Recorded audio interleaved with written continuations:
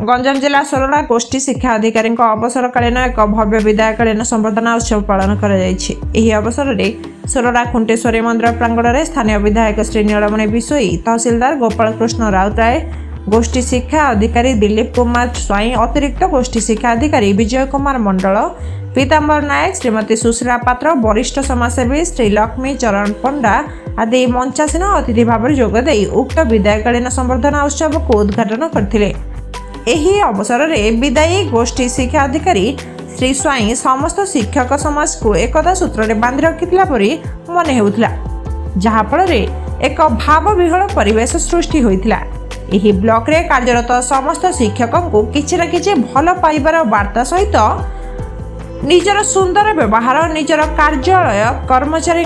आरंभ कर शिक्षक गण को चिरदिन मन रही किछि वरिष्ठ शिक्षक गण। सेहीपरि विधायक निजे शिक्षा विकास अनन्य चेष्टित थिबा बेले शिक्षार जड़े उत्तम साथी को सोरडावासी हराउछंती एवं अनेक कर्मचारी अनुरोध स्वरूप से एही बड़ी जड़े सच्चोट धर्मपरायण सरल विश्वासी और मेलापी तथा बहु गुणर अधिकारी पहुंचाइबा सहज नुह बोली कहिसंती।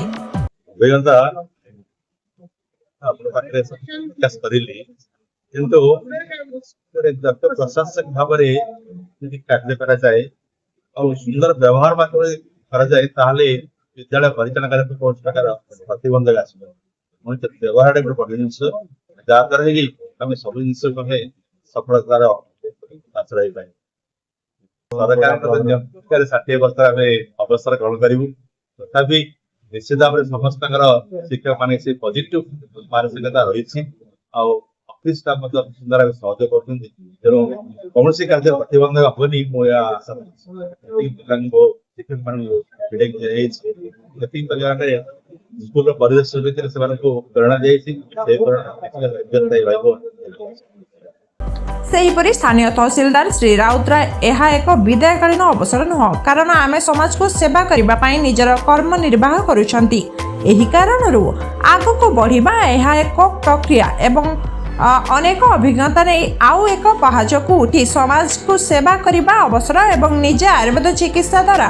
अनेक देश विदेश में निज परिचित थिबा श्री स्वाई कार्यशैली को प्रशंसा करने सहित अनन्य उदाहरण बोली कहिसंती।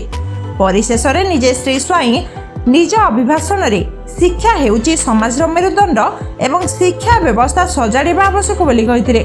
गंजाम सुजित पंडा रिपोर्ट स्वतंत्र न्यूज।